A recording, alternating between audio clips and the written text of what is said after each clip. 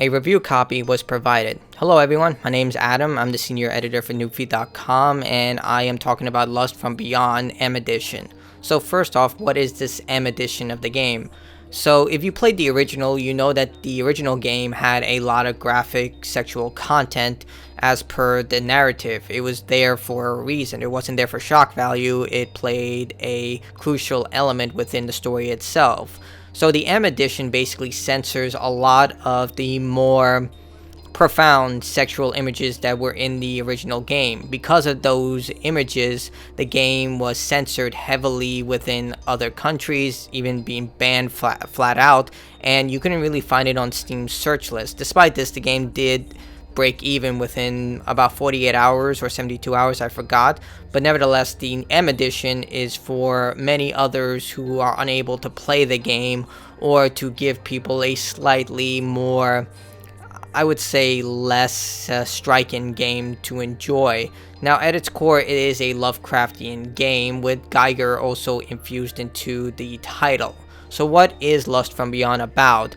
Well, you take control of a character named Victor Holloway. He is an amateur historian in Antiquium. He collects ancient items and sells them to various people. The core of the game is that he has nightmares that he's been battling for quite some time, and after a anniversary event with his soon-to-be fiancée Lily, he accidentally strikes her after having another nightmare. So in response, he decides to seek help to try and combat these nightmares, venturing into a local town called Bleakmore in Massachusetts in order to talk to a psychiatrist that may resolve his nightmares at the request of his fiancée Lily. Now, like I stated, this is a Lovecraftian game, which means combat and gameplay take a back seat for exploration, puzzle solving, and the ultimate atmosphere of this game, and it executes it very well. The reason I say that is because much of the game is stale within the gameplay elements, but if you've played Lovecraftian games like Call of Cthulhu, you're pretty much aware of what you are going to endure. There's a health meter and a sanity meter. If your sanity meter drains entirely, Victor will end his life. Now, this option is really rare. In fact, I had to force this option to occur by basically neglecting my mental state within the game, which is drained when you see horrifying images or things that are just disturbing to Victor. As opposed to the health meter, which is self-explanatory. You lose health for just taking damage from the various enemies you'll encounter, the primary enemy being a cult that is worshiping the same god that will play a huge part within the game. So much of the narrative has Victor smashed between two warring cults in Blackmore. One is much more radical than the other, but they're still cults that worship the same thing but have different ideologies of how they wish to execute this. Victor himself is a crucial element within the cults in order for them to reach this otherworldly dimension. Now, I'm not going to try and pronounce these names because if you watched my reviews before, I have a troubled time pronouncing these more complicated names. But it's a lustful elder god, and you venture into this new dimension and explore it in order to find out what exactly is going on here. At its core, it is a pretty good Lovecraftian tale. Most importantly, the atmosphere and presentation is extremely well done. The developers did an amazing job of crafting this other dimension, and it's really well done in the sound effects, you exploring it, and the various elements within it. Like I stated earlier, gameplay takes a backseat. There are some slight sneaking elements, and there are some combat elements. The biggest being Victor has access to a knife where he can slice enemies, and he gains access to a revolver, which is used for very specific sections. The aiming is serviceable, and the sneaking is adequate. There's nothing really that big about it. The most hostile enemies you'll encounter are humans from one of the more dangerous cults, but they're easily disposed of.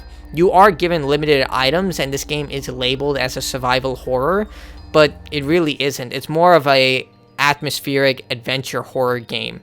If you're familiar with survival horror like Resident Evil, Silent Hill, The Evil Within, or Outlast, those games create intensity where you have to ration whatever supplies you have. Here, I had an overabundance of supplies. Granted, you are given limited supplies, but other than the tablets that you take for your mental health, there's really little need for many of the healing items. You can easily avoid the enemies with little caution needed.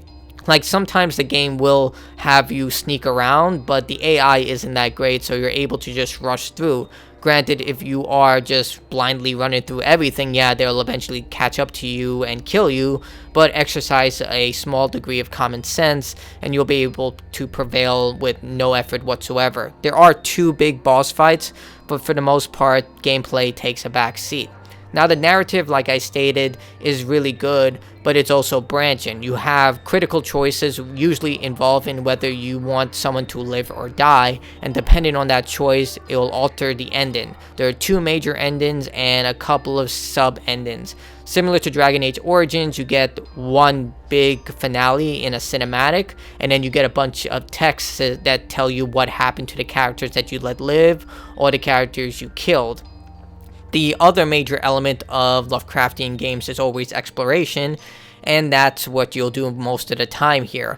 The stages are, for the most part, semi-open, but the other dimensions are more linear. There's one semi-open area, but for the most part, you're going from point A to point B to locate a very specific item, use it in a puzzle, and then go from there. Same thing for the real-world sections.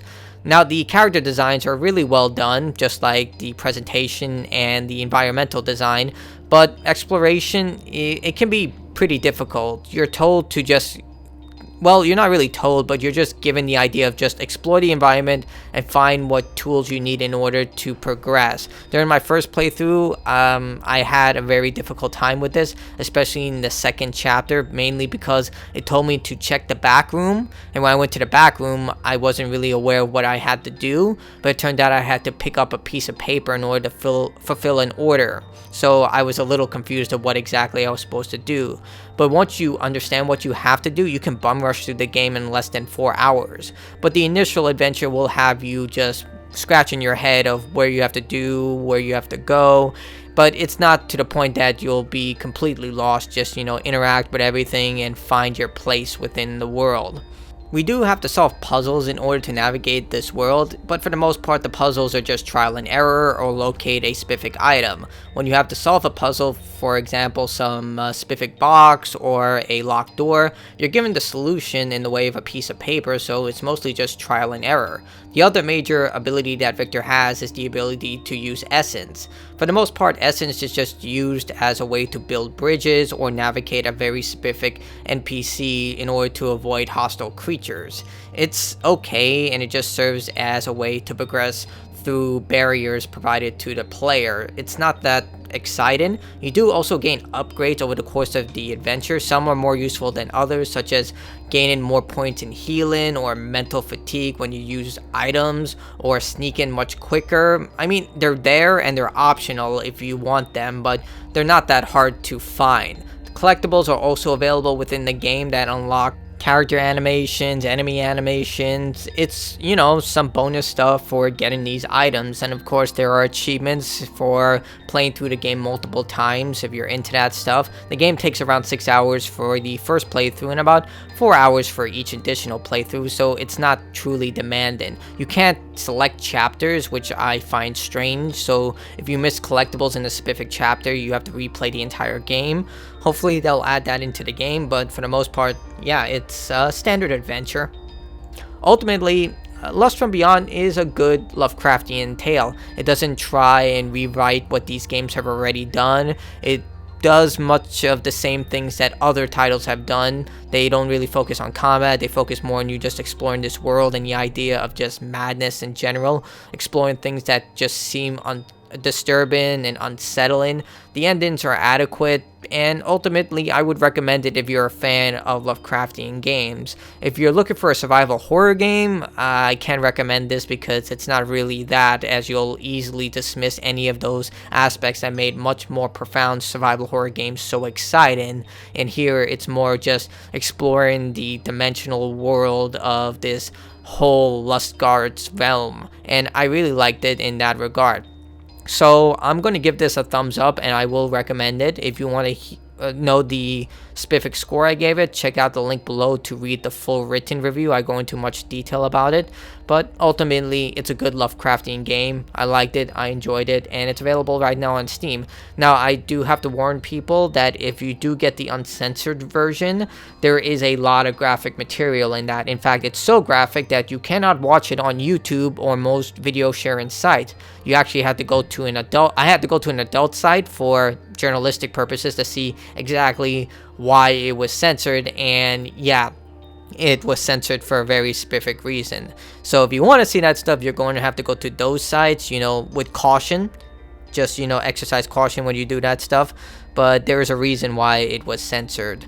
But, it is what it is. This is a much more tame example of that. Anyway, till next time, guys, thanks for joining me. Leave a like. Tell me what you thought about the review, what I can improve on. I always like listening to feedback. And I'll see you all later. If you're looking for a no commentary walkthrough of the game, also links are available below. Till next time, thanks for joining me. Stay awesome, everyone.